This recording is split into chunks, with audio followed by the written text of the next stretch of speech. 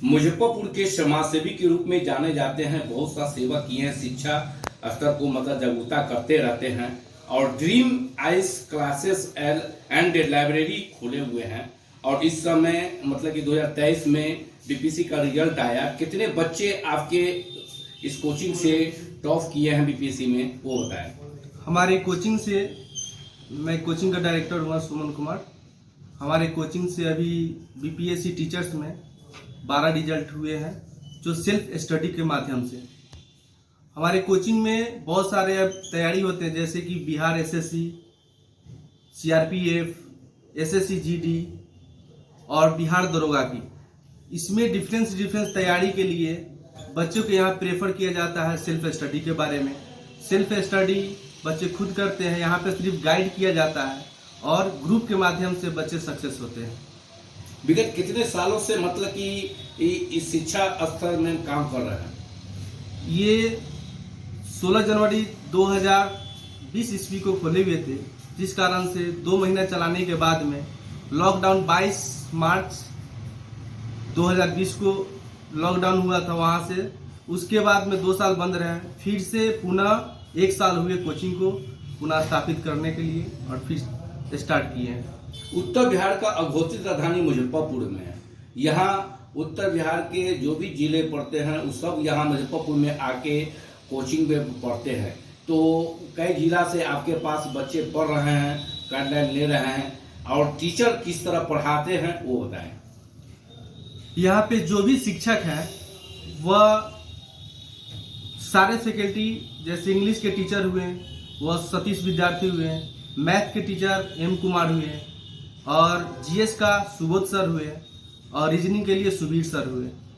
ये सारे सर के सहयोग से कोई भी बैच अगर चलता तो उस पर फोकस किया जाता है कि बच्चा जिस लेवल में है उस लेवल में तैयारी के लिए उसको किस तरह से गाइड किया जाए। लाइब्रेरी भी खोले हुए हैं। लाइब्रेरी में किस तरह का मतलब कि वो गाइडलाइन देते हैं? लाइब्रेरी में सेल्फ स्टडी है। बच्चा को यहाँ कोचिंग देने के बाद में, यहाँ पे पढ़ाने के बाद में बच्चे सेल्फ स्टडी वहाँ पे पढ़ते हैं। बच्चे को जो भी प्रॉब्लम होता है वह संस्थान में आते हैं, टीचर शिक्षक बैठे रहते हैं, उनको प्रॉब्लम सॉल्व किया जाता है। बाजार में बहुत से बुक मतलब की कंपनी निकाले हुए हैं और आप एनसीईआरटी के बुक से पढ़ाते हैं, और दोनों में अंतर क्या है? हमेशा बिहार गवर्नमेंट या सेंट्रल गवर्नमेंट हमेशा नोटिस पे लिखा हुआ और नोटिस करता है कि नोटबुक से ही पढ़ें, नोटबुक से ही शिक्षा, नोटबुक के माध्यम से जितने भी क्वेश्चन आएंगे नोटबुक के माध्यम से ही आएंगे और उसी से क्वेश्चन सेट किया जाएगा। तो उनके गाइडलाइन से शिक्षक यहाँ पे पढ़ाते हैं और हम लोग भी गाइडलाइन करते हैं। बहुत से ऐसे बच्चे हैं कि बिना गुरु के शिक्षा नहीं हो सकता है, सभी लोग जानते हैं।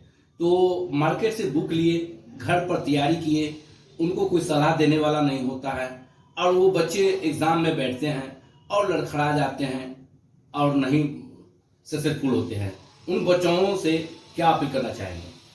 उन बच्चों से हम यही कहना चाहेंगे कि अगर वह घर पे है या कहीं भी है तो गाइडलाइन वो कोशिश करेंगे सीनियर से गाइडलाइन लेने के लिए। अगर सक्सेस होना है तो सीनियर से गाइडलाइन लेना पड़ेगा। गाइडलाइन लेने के बाद में उनको ये अनुभव होगा कि हमें किस तरह से तैयारी करना है। अगर सामने बिहार दरोगा है तो अगर सीनियर से गाइडलाइन लेते हैं तो ये पता लगता है कि किस तरह से हमें पढ़ना है और कितना कम समय में क्या क्या चीज़ पढ़ना है।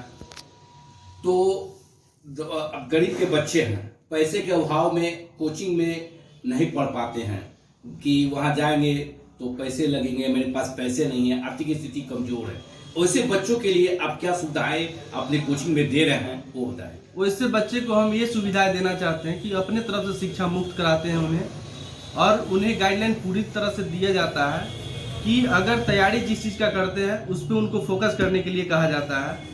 और हम लोग अगर फॉर्म भरने के लिए उनके पास पैसा नहीं रहे तो हम लोग कोशिश करते हैं कि उनका फॉर्म भरा दे ताकि बाधा पढ़ाई में नहीं आ पाए।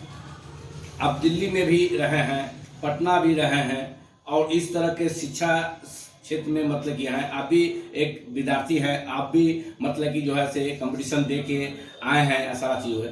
तो इस तरह का मतलब कि सेवा करने का शिक्षा स्तर पर मतलब कि कब से आपका ये आया?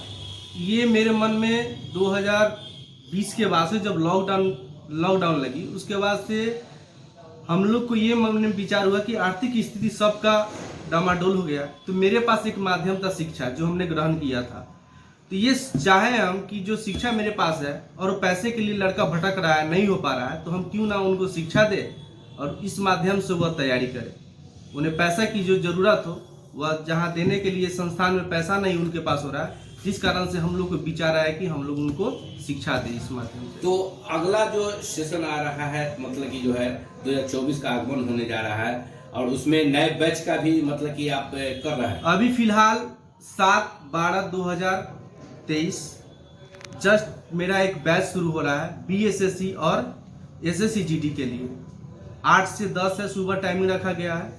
हम इसमें 50 दिन का समय है, जनवरी में एग्जाम होने वाला है 20 जनवरी से। तो 50 दिन में हम बच्चे को यहाँ रख के, फी यहाँ पे नहीं, फी एकदम नॉर्मल है, फी के लिए कुछ नहीं कहना है, यहाँ पे फी नहीं, एक सेवा भाव के रूप में यहाँ पे तैयारी कराई जाती है।